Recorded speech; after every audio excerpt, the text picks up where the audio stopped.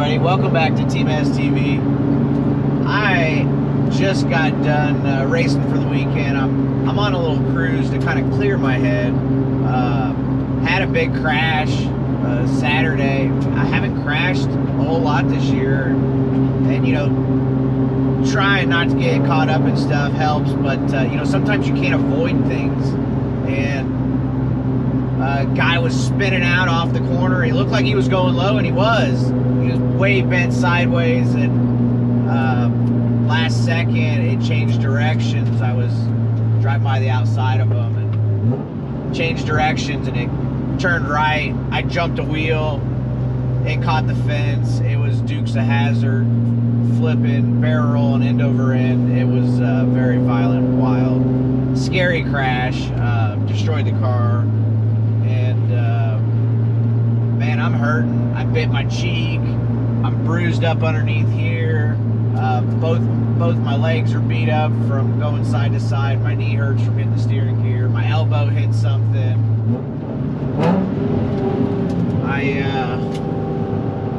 You know, one of the first things I do when you start crashing is, you know, let go of the steering wheel, because, you know, you don't want to break your hands by holding onto the wheel. A lot of people tend to hold on for brace, but it's not a good idea. I don't know if you ever noticed, I hold the wheel like this. I don't hold it like this. I hold it like this so that it'll slide, you know, and that's how I run it. But another thing, man, when you start crashing and you know you're gonna flip, close your eyes, because you can pop an eye out of your head. It sucks, but a lot of times if you're flipping a long time, you know, you have time to maybe grab your belts, grab your helmet, you know, tighten up your leg, tense up your body. It happens quick, but at the same time, it really doesn't. So it sucked. I hate that for the team. They had a really nice race car. The J&J held up in the cockpit, did its job, but the car was pretty tore up. They're gonna have to rebuild that one for sure. Start over, I guess you could say. But man, it's tough, because it's, you know, it's easy to just be kind of depressed about the situation, you know. Like, I was hired just to come in for the weekend and run the car. We ran 7th at Terre Haute. We were gonna have a good run, you know, and like I said, the guy spun out and I had nowhere to go. But, you know, for a driver, it's tough to, you know, kind of, you got to just go through and analyze what happened. You know, in my situation, it's kind of easy. You know, a lot of times though, when you're up on the fence, you bang the cushion, you get into the fence, the thing climbs the wall. You know, like, you really need to like take the time and suck in what happened, and, you know, maybe what you could do different, how you could change that for the next time, because you're going to put yourself in that situation again, and hopefully you make the right decision that time, and maybe you don't end up crashing the race car, because you don't want to crash the race car. You want to make good time, you want to drive the car hard, but you don't want to crash the race car, you know. So it's tough though. You know, I know what happened with the situation, and now you know, going into the next weekend, it's hard to just strap back in and, you know, just hammer down, you know. It just is.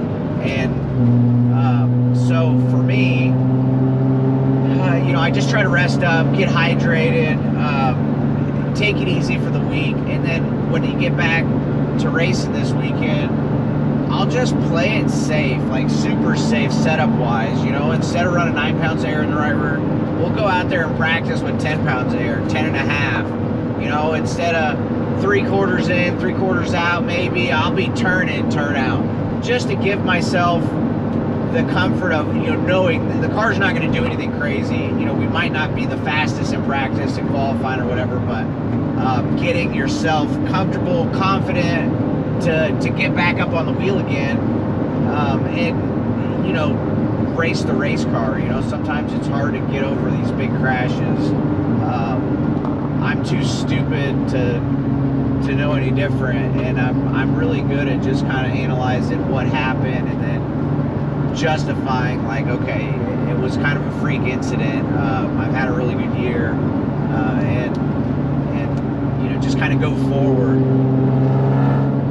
hate it when you can't see over the mound there.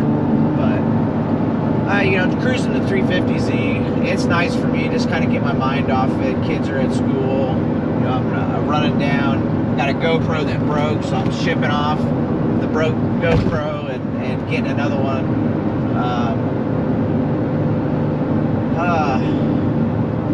I love racing race cars, but the danger side scares me. I love my little girls more than anything, and I hate to get hurt in the race car, but it is part of it.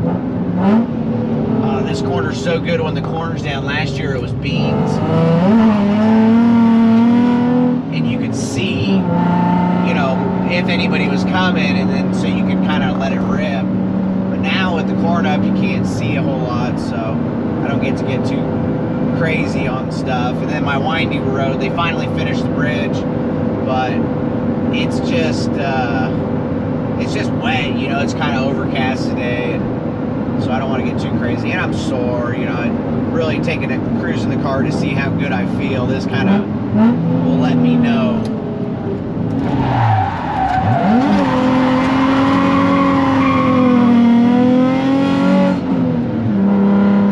Not terrible. Probably slowed down too much, didn't clutch it quick enough. I'm feeling a little bit behind. I definitely rung my bell. I didn't get a concussion, I don't think, but it took me a while to get out of the race car. Footage is pretty crazy. Two of the cameras pointed, one pointed at my helmet, one pointed down at the fuel cell. The reverse cam, I had 3 cameras on the car. The reverse cam was good. So I got some good footage in an unfortunate situation.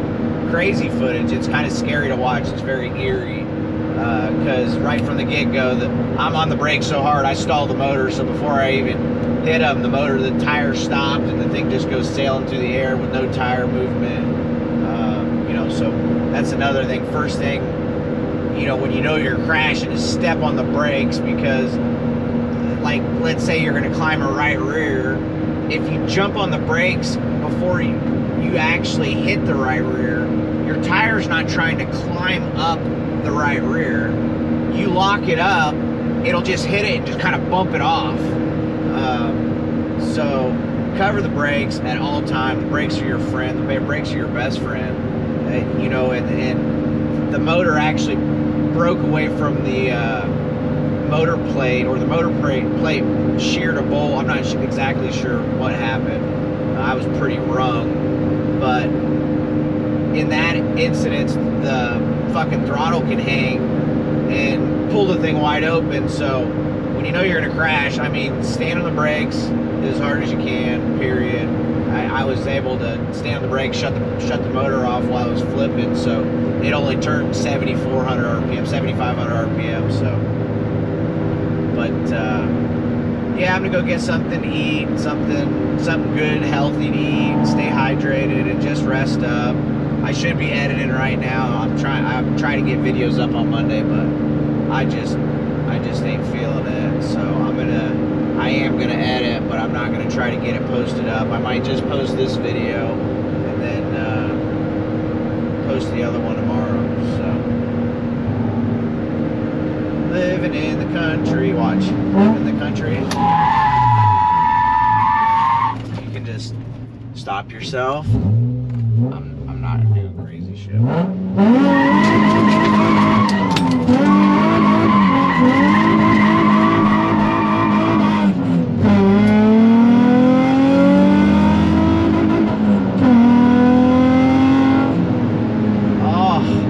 My thumb, yeah, I don't need to be getting all crazy. You really got to be feeling it to get wild.